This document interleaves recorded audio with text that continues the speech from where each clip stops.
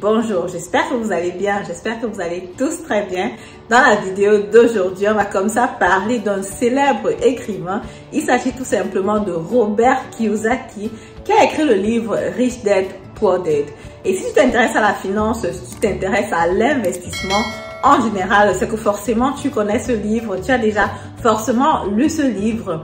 L'auteur Robert Kiyosaki est contre l'investissement immobilier sur un bien résidentiel parce qu'il est d'avis que le bien résidentiel va plutôt sortir de l'argent de ta poche au lieu de faire rentrer de l'argent dans ta poche. Parce que pour lui, la condition pour l'investissement, la condition pour prendre un crédit, il faut déterminer les bonnes dettes, les mauvaises dettes. Les bonnes dettes sont les dettes qui te ramènent de l'argent et les mauvaises dettes, naturellement, sont les dettes qui te font sortir de l'argent de ta poche. Quand tu prends un bien immobilier résidentiel, tu vas sortir beaucoup d'argent de ta poche pour payer les traites à la banque, pour l'entretien de ton bien immobilier, de ta maison résidentielle. Les coûts peuvent être relativement énormes. Alors que quand tu prends une maison pour mettre en location, tu as comme ça les entrées du locataire qui t'aident à rembourser tes traites à la banque et éventuellement à avoir un cash flow positif là-dessus selon la stratégie que tu es en train de poursuivre. Donc du coup, dans la vidéo d'aujourd'hui, on va un peu analyser ce qu'il dit.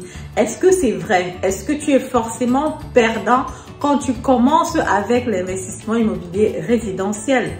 C'est ce que je vais voir avec vous dans cette vidéo en prenant un exemple concret. Il s'agit comme ça de la première personne, la toute première personne qui m'a contacté pour un coaching après que j'ai lancé ma chaîne YouTube. Il va certainement se reconnaître. Il était sur le point de faire un investissement immobilier et dans la vidéo d'aujourd'hui, on va parler un peu comme ça de son cas et 2 ans après, on va voir un peu où il se retrouve. Je vous retrouve comme ça après l'intro.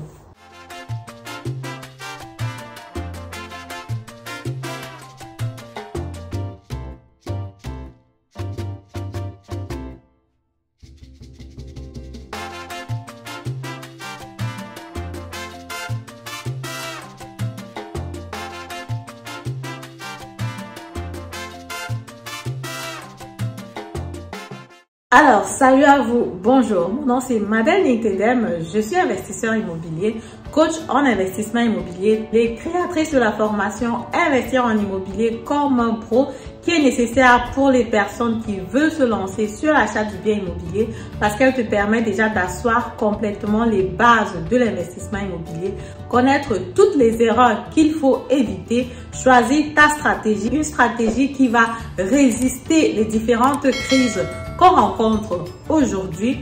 Je t'invite tout simplement à prendre la formation. Toutes les informations sont en barre de description. Si tu veux d'abord commencer par une séance de travail et consultation gratuite, tu peux aussi le faire.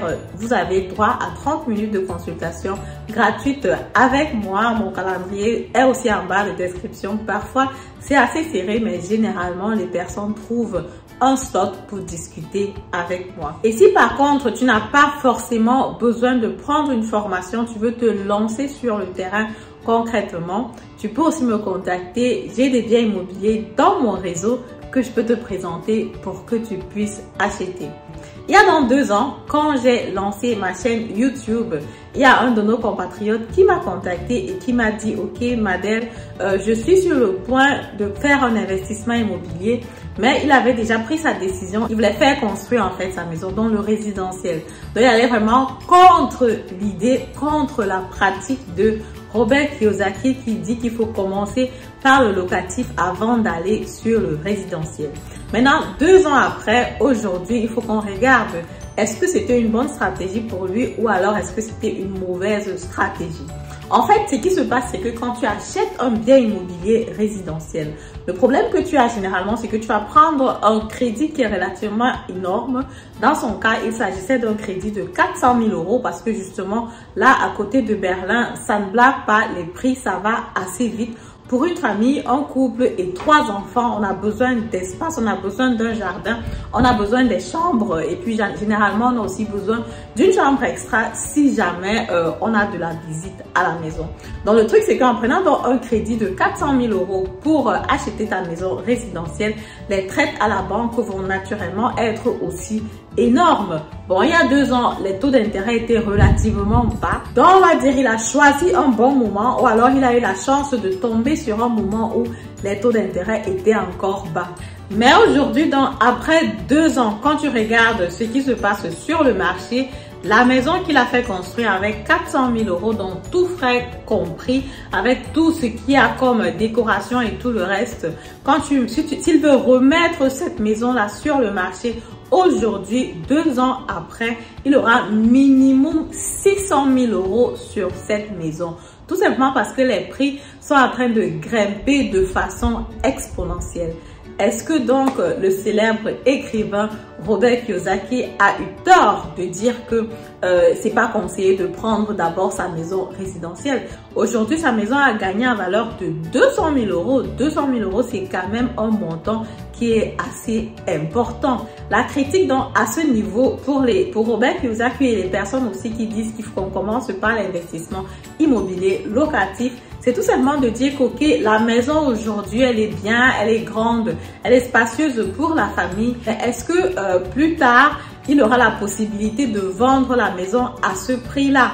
Est-ce qu'il va trouver aussi une grande famille qui serait prête à venir habiter à cet endroit-là, qui sera prête comme ça à venir acheter la maison? Pourtant, sur un appartement locatif, par exemple, que tu prends dans la grande ville, que tu prends dans un coin qui est non loin de la ville, il y a toujours des personnes qui veulent acheter, que ce soit pour le locatif, pour habiter à l'intérieur. Ce sont les endroits qui sont prisés. Aussi, la réflexion, c'est de dire que voilà, quand on n'est pas forcément dans le centre-ville, est-ce qu'on aura des personnes qui vont vouloir habiter là-bas dans les années? Parce que la tendance veut que les jeunes quittent le village pour aller en ville et que la population du village soit plutôt vieillissante et qu'il n'y ait pas de personnes pour habiter là-bas ou alors pour payer un loyer correspondant. Parce qu'effectivement, si tu as une grande maison de 4-5 chambres et que tu veux mettre en location, il faut que la personne qui vienne ait la possibilité de pouvoir payer le loyer. Tu ne vas pas mettre le loyer comme si c'était pour un appartement, vu que tu as beaucoup d'espace et que tu as dépensé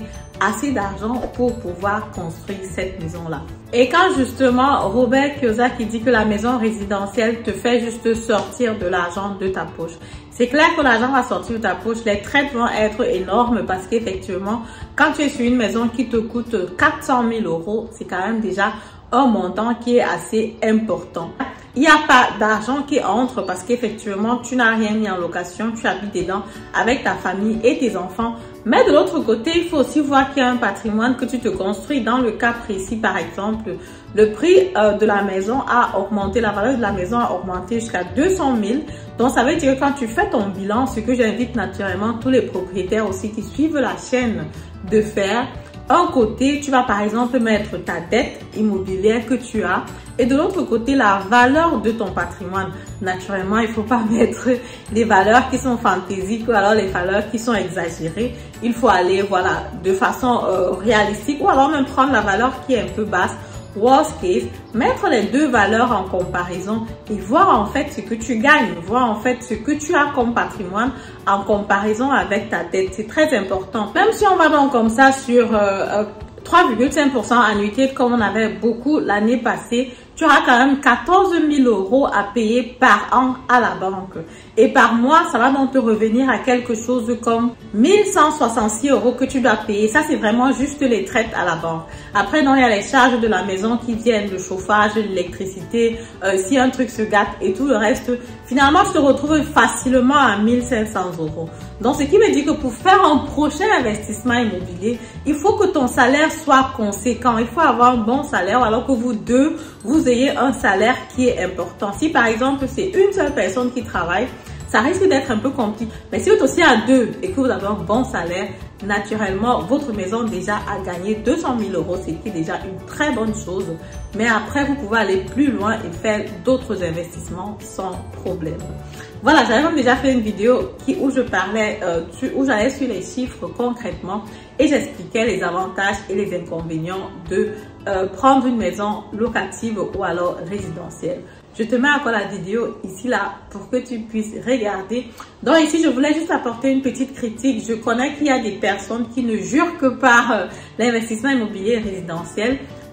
cette personne que j'ai coachée, effectivement, il a pris une maison résidentielle au début. Sa maison a pris en valeur sur le temps en 2 ans et je pense que ça va continuer à prendre en valeur. Aujourd'hui, la famille a un salaire assez conséquent, ce qui leur permet encore d'investir sur d'autres biens immobiliers locatifs. C'est tout simplement une très bonne chose suivant cette constellation-là. Mais si le salaire est bas et que tu vas prendre une maison résidentielle dès le départ, naturellement, ça va te coincer pour tes prochains investissements. Et dans ce cas-là, on va donc dire que Robert Kiyosaki avait raison. Alors, je vous dis donc comme ça, merci de m'avoir écouté. Si la vidéo vous a plu, comme d'habitude, je vous invite à me mettre un pouce en haut, de commenter la vidéo, de partager massivement la vidéo.